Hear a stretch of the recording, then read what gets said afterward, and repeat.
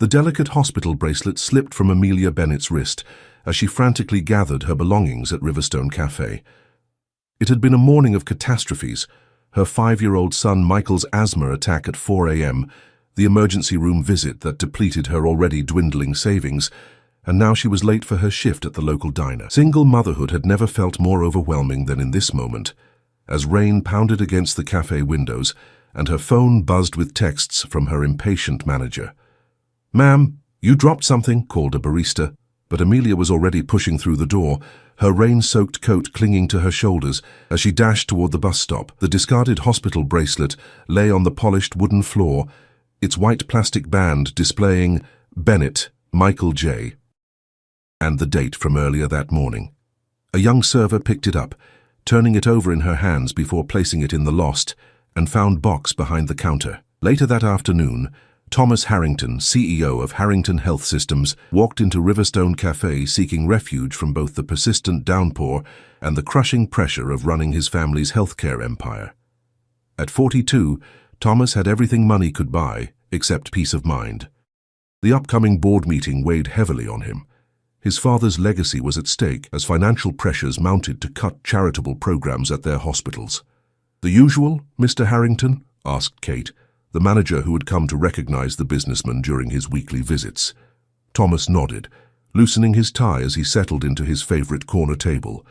The café provided a rare escape from the sterile boardrooms and the hollow echo of his penthouse apartment. As Kate brought over his black coffee and blueberry scone, she noticed his distracted expression. "Rough day?" she inquired, setting down his order. "Just business decisions I'm not proud of," he admitted, surprising himself with his candor. "Sometimes what's good for the bottom line isn't good for the soul." Kate smiled sympathetically. "Before I forget, we found a hospital bracelet this morning. It's hospital policy to return them, patient privacy and all that. Since you run the hospital network, maybe you could make sure it gets back to the right department?" Before Thomas could protest that this wasn't exactly the CEO's job, Kate retrieved the plastic band from the lost and found. Thomas took it with a polite nod, glancing down at the name printed in bold black letters. His coffee cup froze midway to his lips, and the color drained from his face. "Is everything all right, Mr. Harrington?" Kate asked, alarmed by his sudden pallor. "Yes." "Fine," he managed, his voice barely audible over the cafe's ambient noise. "Thank you for this."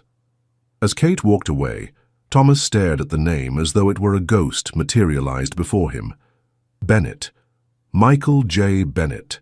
His fingers trembled slightly as he pulled out his phone and dialed his assistant. "Sandra, I need you to find information on a patient from this morning. Michael Bennett, likely a child. It's urgent." 20 minutes later, Thomas stood outside in the rain, coffee forgotten, reading an email from his assistant. 5-year-old Michael Bennett had been admitted at 4:23 a.m. with a severe asthma attack. Insurance, minimal coverage. Address, West Side Apartments, the subsidized housing complex on the other side of town. Guardian, Amelia Bennett, single mother, 2 jobs. Thomas leaned against the brick wall of the cafe, memories flooding back like the rainwater rushing down the gutters. Amelia Bennett. It couldn't be the same Amelia, his Amelia from 15 years ago, the woman he'd loved during his medical residency, before his father's heart attack had pulled him away from medicine and into the executive suite. The woman who had disappeared from his life with only a brief note saying she needed to find her own path. Across town, Amelia wiped down tables at Hank's diner, her tired eyes repeatedly checking the clock. Her shift ended in 20 minutes, just in time to pick up Michael from her neighbor who watched him after school. Her hand went to her wrist, a habit formed over the past 12 hours, searching for the hospital bracelet she'd taken from Michael when he complained it was itchy. Her stomach knotted when she realized it was gone. That small plastic band had cost $75 she couldn't afford, added to her already overwhelming hospital bill. "Amelia, there's a gentleman asking for you," said Hank, the diner's owner, his gruff voice tinged with unusual respect. "Says it's important." She looked up, tucking a stray strand of dark hair behind her ear, and froze. Standing at the entrance, his expensive coat speckled with raindrops and his eyes fixed on her with an intensity that made her heart race, was Thomas Harrington, the man she had walked away from 15 years ago, the man whose child she had carried away with her. "Thomas," she whispered, the cleaning cloth falling from her fingers. "Hello, Amelia," he said, his voice deeper than she remembered. In his hand, he held Michael's hospital bracelet. "I believe we have a lot to talk about." Hank looked between them, sensing the electric tension. "Take your break, Amelia. Hell, take the rest of your shift. Whatever this is seems important." Thomas stepped forward, his eyes never leaving Amelia's face. "Is he mine, Amelia? Is Michael my son?" The diner seemed to fade around them as Amelia's world narrowed to this moment she had both dreaded and secretly longed for. 15 years of secrets, struggles, and solitary parenting converged in the space between them. She had her reasons for leaving, good ones, but standing before Thomas now, those reasons seemed to evaporate like the steam rising from the diner's coffee pots. "Yes," she finally said, her voice stronger than she expected. "He's yours. But before you say anything else, you need to know why I left, why I kept him from you, and it has everything to do with your father and the empire you're now running." Thomas's face hardened, confusion and anger battling with the shock of discovery. Outside, the rain intensified, beating against the windows like the questions pounding in his mind. A son.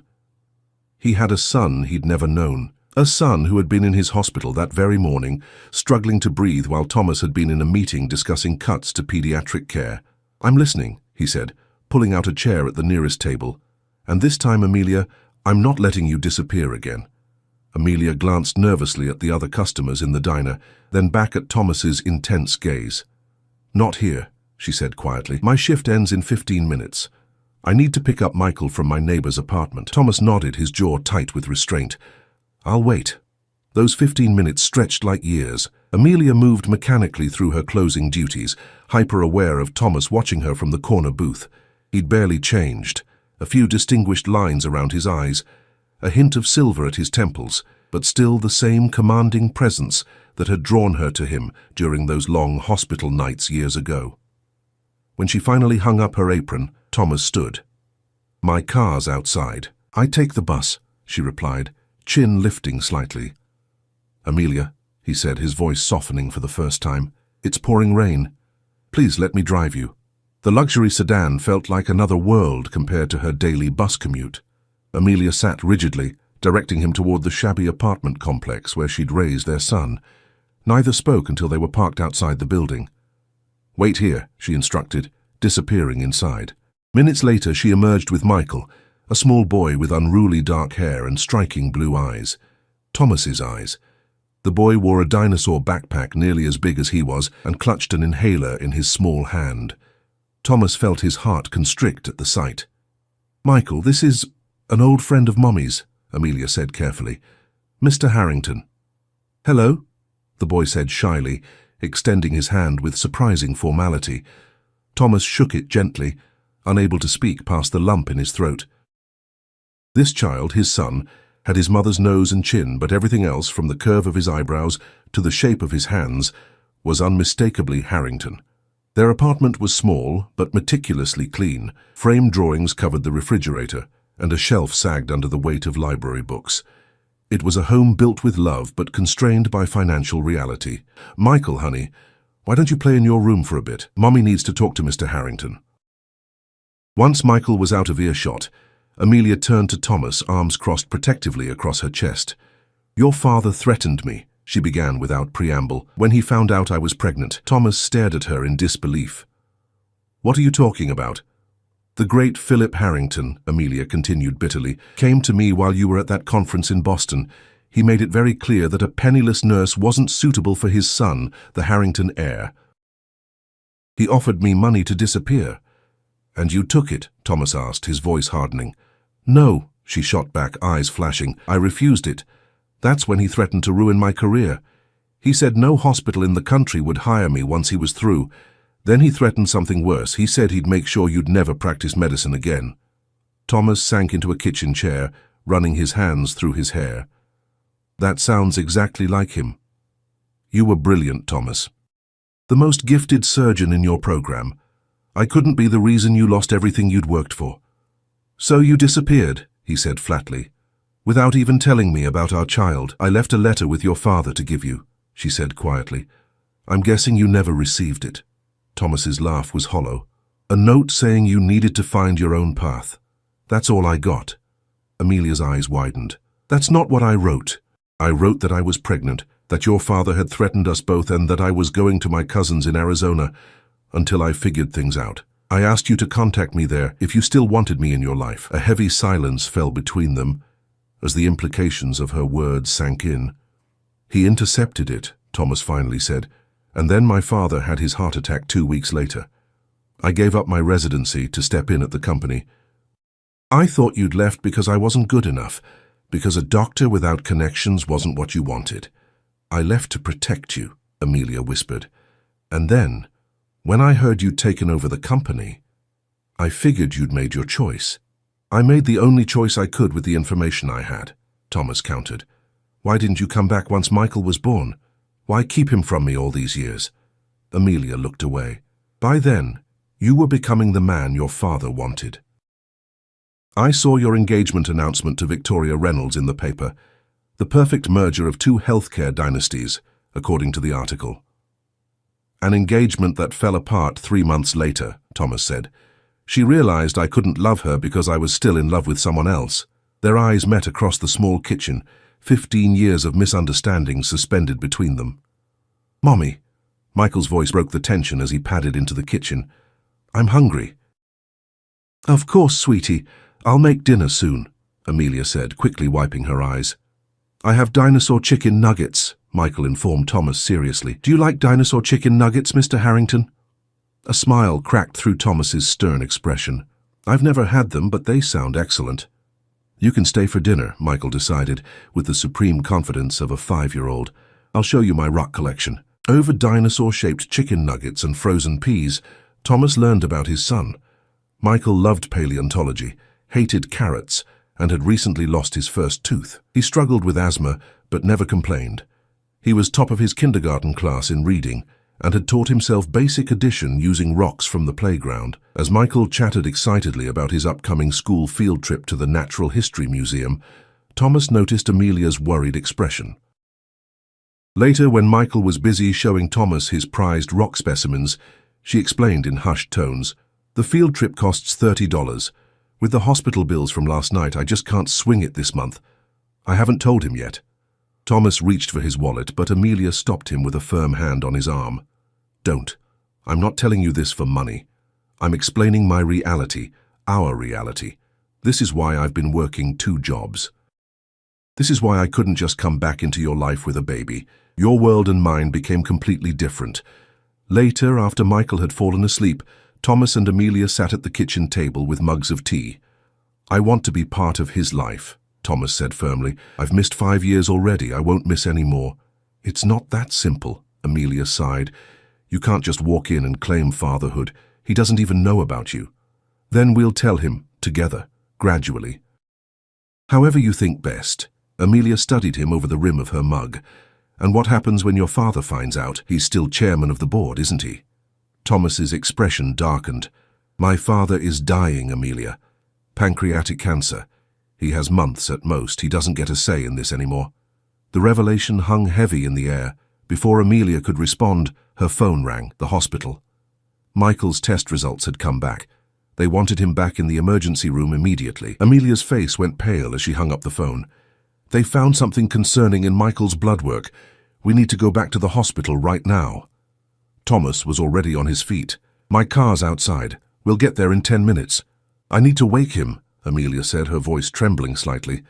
She disappeared into Michael's bedroom, returning moments later with the drowsy child bundled in a blue blanket, his favorite stuffed triceratops clutched against his chest. Where are we going, Mommy? He mumbled, rubbing his eyes. Back to the hospital, sweetheart. The doctors want to check something. She kept her voice steady, though Thomas could see the fear in her eyes. In the car, Michael quickly fell back asleep in his mother's arms. Thomas glanced over at them at a stoplight, his son and the woman he'd never stopped loving, both looking vulnerable in the harsh glow of the streetlights. What exactly did they say? He asked quietly. His white blood cell count is abnormal, Amelia whispered. They want to run more tests. Thomas gripped the steering wheel tighter.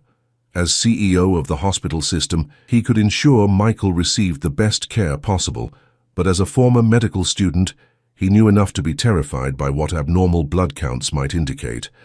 The emergency room staff recognized Thomas immediately, their surprised expressions revealing the oddity of seeing their CEO arrive with a patient.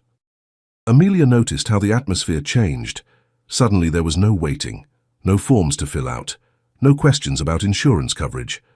Dr. Patricia Williams, the hospital's top pediatric specialist, arrived within minutes of their check-in. "Mr. Harrington," she acknowledged with professional courtesy, before turning her attention to Amelia and Michael. "Mrs. Bennett, we'd like to run some additional tests." Michael's blood work showed some irregularities that could be explained by his asthma and the medications he's on, but we want to be thorough. "It's Miss Bennett," Amelia corrected automatically. "And this is—" She hesitated, looking at Thomas. "I'm Michael's father," Thomas stated firmly, surprising both Amelia and the doctor. "I want to be fully informed about all tests and procedures." Dr. Williams nodded, though her curious glance between them revealed her confusion. "Of course. If you'll follow me, we can get started right away." The next 2 hours were a blur of blood draws, examinations, and anxious waiting. Michael, now fully awake, handled each procedure with a bravery that made Thomas's chest ache with pride. During a brief moment alone while Amelia accompanied Michael to a scan, Thomas made a call to the hospital's billing department, quietly arranging for all charges to be directed to him personally. "You didn't need to do that," Amelia said when she returned and he told her what he'd done. "I can figure something out. He's my son," Thomas replied simply, "and I have 15 years of support to make up for." Amelia sank into the chair beside him, exhaustion evident in every line of her body. "I never wanted your money, Thomas. I just wanted you. And I would have chosen you and Michael if I'd known," he said softly. "Every day for the past 15 years, I've wondered where you were, what you were doing. I dated, even got engaged, but I could never commit because no one was you." Amelia's eyes filled with tears. "I thought I was doing the right thing. Your father showed me articles about your rising career, your engagement. He sent me clippings for years, as if to prove I'd made the right choice in leaving. He manipulated both of us," Thomas said, his voice tight with anger. "And tomorrow I'm going to confront him about it. Thomas, no, he's dying. What good would it do? It's not about revenge. It's about truth, about finally standing up to him." He ran a hand through his hair, a gesture so familiar it made Amelia's heart ache. "All these years I've been trying to live up to his expectations, running his company his way. Next week the board is voting on major cuts to charitable care, including the pediatric asthma program that treated Michael last night. My father's pushing for it from his hospice bed." "And what do you want?" Amelia asked. Before Thomas could answer, Dr. Williams returned with a tablet in hand and a serious expression on her face. Michael was being entertained by a nurse in the children's area, out of earshot. "I have preliminary results," she said, sitting across from them. "Michael's white blood cell count is significantly elevated. Combined with his recurring respiratory issues, I'm concerned we might be looking at something more than just asthma." "Such as?"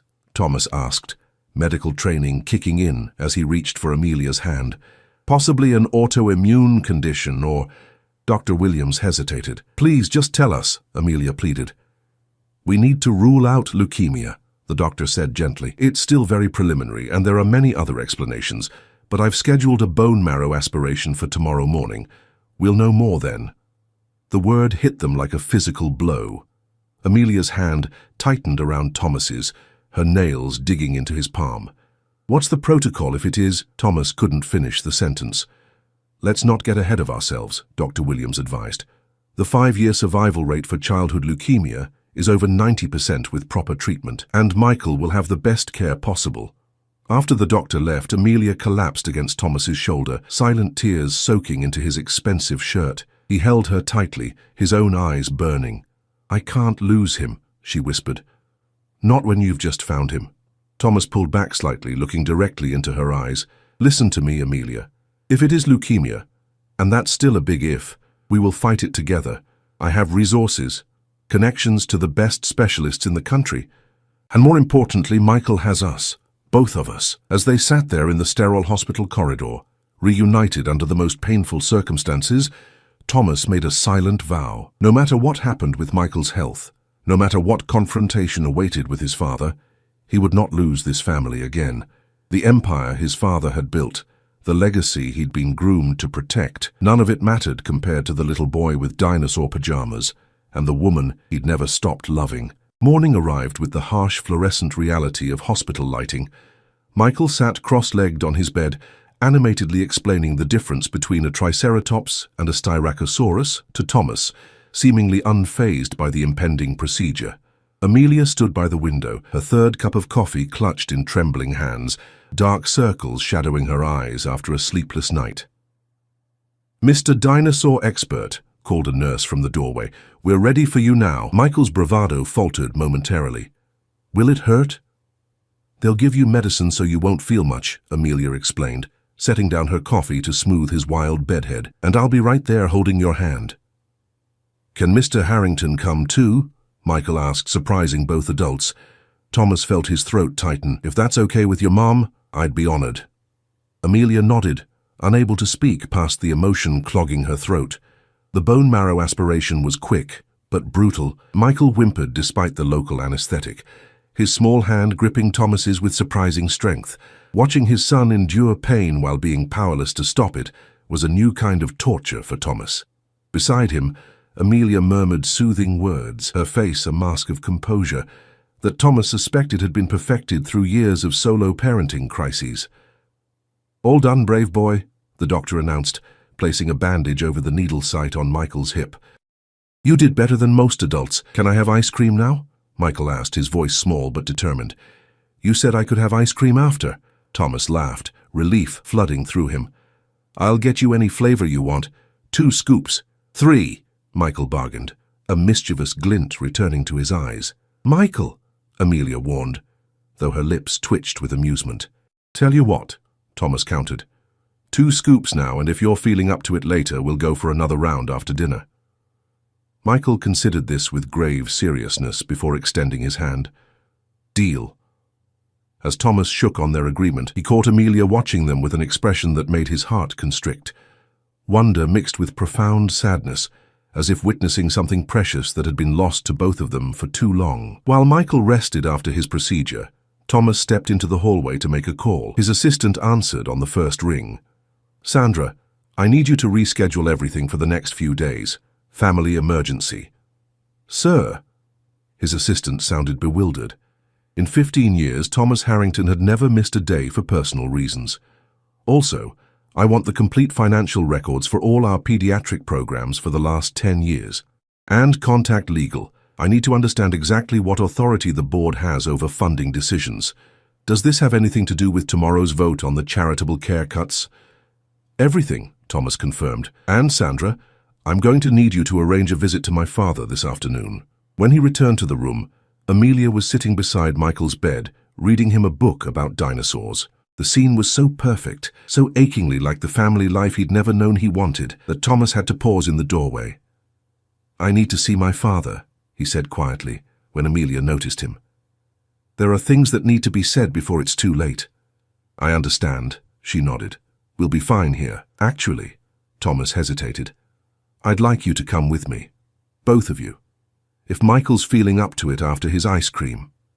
Amelia's expression hardened. "I don't think that's a good idea." "Please," Thomas insisted. "I need to introduce him to his grandson, and I need you there when I confront him about what he did to us.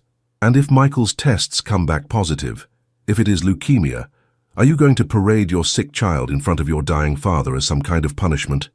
Thomas moved closer, taking her hands in his. "This isn't about revenge, Amelia. It's about truth. About healing old wounds before new ones have to be faced. About claiming my family before it's too late for any of us." After a moment's hesitation, Amelia nodded. "But at the first sign, Michael's uncomfortable or tired, we leave. He comes first." "Always," Thomas agreed. 3 hours later, their unlikely family of 3 stood outside Philip Harrington's private room at Lakeside Hospice Center. Michael, energized by the promised ice cream and the adventure of riding in Thomas's fancy car, bounced on his toes, unaware of the tension radiating from the adults. "Remember what we practiced?" Amelia asked, kneeling to straighten Michael's collar. He nodded solemnly. "This is my grandpa who's been very sick, so I have to be gentle, and if I get tired or scared, I just have to squeeze your hand and we can leave." "Perfect," she praised, pressing a kiss to his forehead. Thomas watched their interaction with a mixture of admiration and regret for all the moments like this he'd missed. Taking a deep breath, he pushed open the door. Philip Harrington had once been an imposing figure, tall, broad-shouldered, with the same piercing blue eyes he'd passed down to his son and grandson. Now he was a shadow, his once powerful frame withered by disease. Medical equipment surrounded his bed, monitoring the failing systems of his body. "Thomas?" The old man's voice was raspy, but still carried the authoritative tone that had dominated Thomas's life. "I didn't expect you until the board meeting tomorrow." "Change of plans," Thomas replied, stepping aside to reveal Amelia and Michael. For a moment, confusion clouded Philip's gaunt face.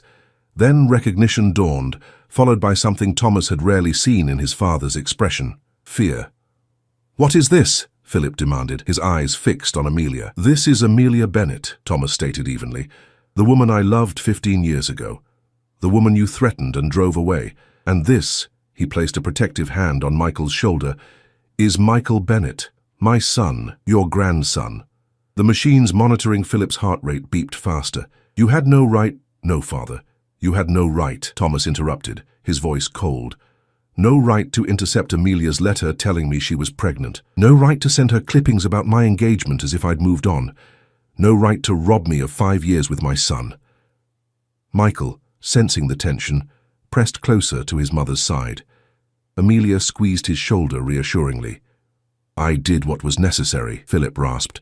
"You were meant for greater things than throwing away your future on a nurse with no connections, no family background." "Greater things," Thomas laughed bitterly. "Like cutting pediatric programs to improve quarterly profits? Like becoming exactly the kind of ruthless businessman you wanted me to be? The company was never what I wanted," Thomas cut him off. "Medicine was my passion. Helping people was my calling. You took that from me when you manipulated me into taking over after your heart attack, just like you took Amelia and Michael from me." Philip's gaze shifted to Michael, who was watching the exchange with wide eyes. For the first time, uncertainty flickered across the old man's face. "He has your eyes," Philip said quietly, "and your mother's chin." Thomas felt Amelia stiffen beside him, surprised by this moment of apparent softening. "Michael," Thomas said gently, "would you like to say hello to your grandfather?" Michael stepped forward cautiously. "Hello, sir. I'm sorry you're sick. I was at the hospital yesterday too, but I got ice cream after." A ghost of a smile touched Philip's lips. "Did you now? What flavor?" "Chocolate and mint," Michael answered, gaining confidence. "And Mr. Harrington, my dad, said I could have more later if I was good." The word dad hung in the air between them all. It was the first time Michael had used it, testing it out like trying on new shoes. Philip's expression crumpled, years of calculated control giving way to something raw and human. "Thomas, Whatever he meant to say was interrupted by a harsh, rattling cough that shook his frail body. Alarmed, Thomas pressed the call button for the nurse. "Perhaps this was too much," Amelia murmured, drawing Michael back. "No," Philip managed between coughs. "Stay, please." The nurse arrived, administering medication that eased the coughing fit. When she left, Philip seemed even more diminished, as if the confrontation had accelerated his decline. "The board meeting tomorrow," he said weakly. "You're going to vote against the cuts." It wasn't a question, but Thomas answered anyway. "Yes, and I'm going to use every bit of influence I have to save those programs, including the pediatric asthma initiative that treated my son yesterday." Philip closed his eyes briefly. When he opened them, he looked directly at Amelia. "I thought I was protecting him," he said, his voice barely audible. "Protecting the legacy. I was wrong." The admission, as close to an apology as Philip Harrington had likely ever offered, left Amelia speechless. "Michael needs to rest," Thomas said after a moment of heavy silence. "We should go."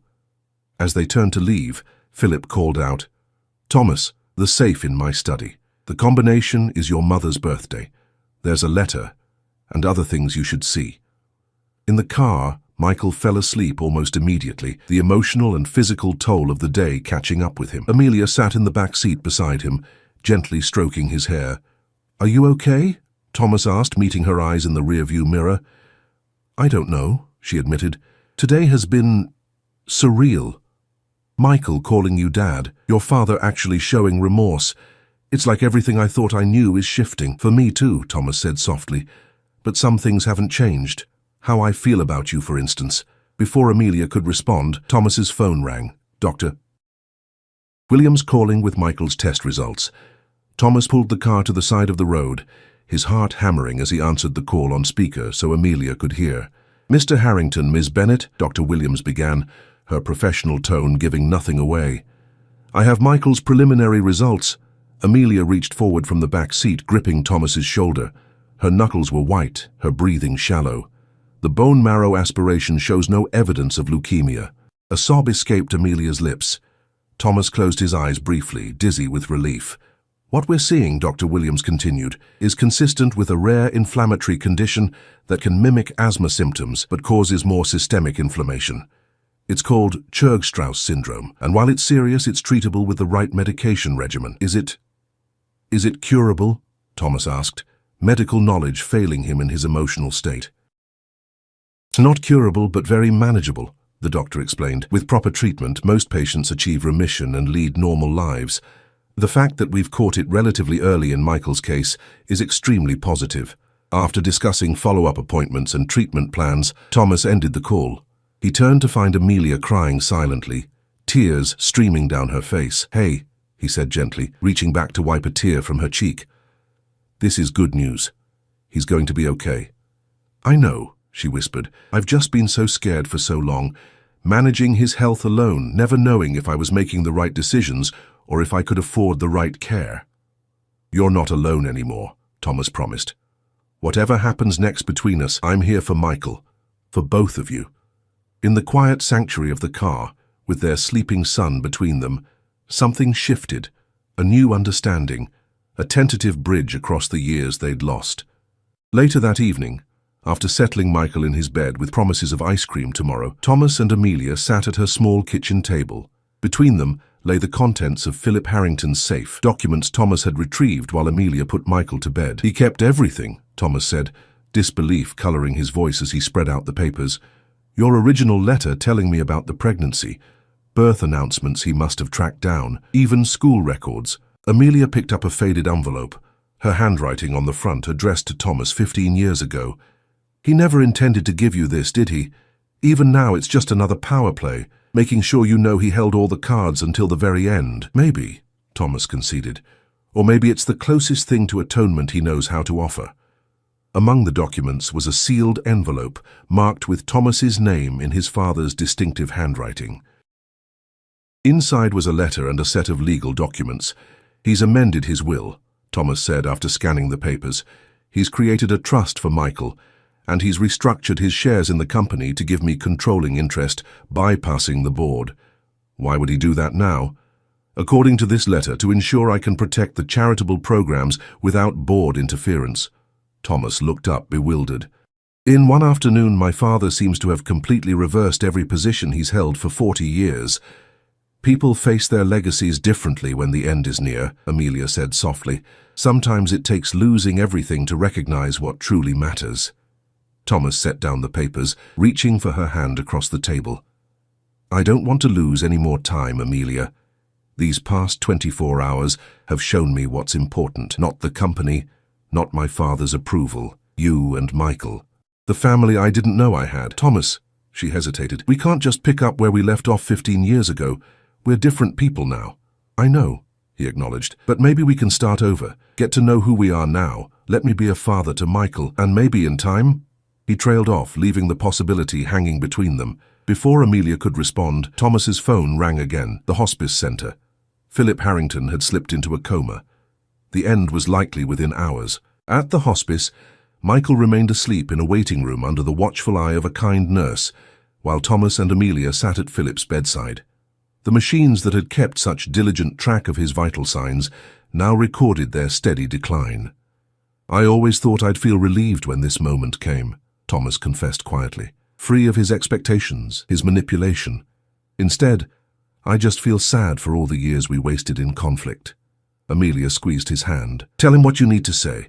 Even in a coma, hearing is often the last sense to go." Thomas leaned forward, his voice low but clear. "I forgive you, Dad, for everything. And I'll make sure Michael knows about you, the good parts. How you built a healthcare system that saved thousands of lives, how you loved Mom, how you wanted the best for me, even if your methods were wrong." He paused, his voice breaking slightly. "I'll take care of the company your way and my way, profitable but compassionate, a legacy we can both be proud of." At 3:47 a.m., Philip Harrington took his last breath, his hand held by the son he had both controlled and cherished. 1 month later, Michael Bennett Harrington, newly christened with his father's surname, burst through the front door of Riverstone Café, his dinosaur backpack bouncing against his shoulders. "Dad, they said yes," he exclaimed, rushing toward Thomas, who was waiting at their usual corner table. "Ms. Johnson said my poster about dinosaurs with Churg-Strauss syndrome was the most creative in the class." Thomas laughed, lifting his son into a hug. "That's because no one else would think to combine medical conditions with prehistoric creatures. You're one of a kind, buddy." "Where's Mum?" Michael asked, settling into his chair and reaching for the hot chocolate Thomas had ordered for him. "Meeting with the contractor. The renovations on the new house should be done next week." The past month had brought whirlwind changes. The board meeting Thomas had been dreading turned into a triumphant announcement of expanded charitable programs, funded by a new endowment created from Philip Harrington's personal fortune. Michael's condition was responding well to treatment, his energy returning in full force, and Thomas and Amelia were cautiously rebuilding their relationship, taking time to rediscover each other while co-parenting their son. "Is Mom still worried about moving in?" Michael asked, his perception startling Thomas once again. "What makes you think that?" Michael rolled his eyes in a perfect imitation of his mother. "She keeps saying things like, 'It's too much too soon, and we need to be sure.' So adults always think kids don't understand stuff." Thomas smiled. "Your mum is just being careful. We lost a lot of years together, and she wants to make sure we're moving forward for the right reasons." "Because you love each other," Michael stated simply. "That's obvious." Before Thomas could respond, the cafe door opened again and Amelia walked in.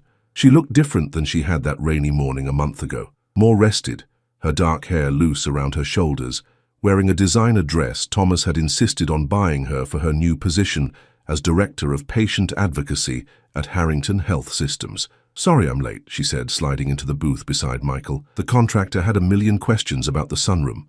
"Mom, Dad said the house will be ready next week." Michael bounced in his seat. "And I get to paint my room dinosaur green." "Did he now?" Amelia raised an eyebrow at Thomas.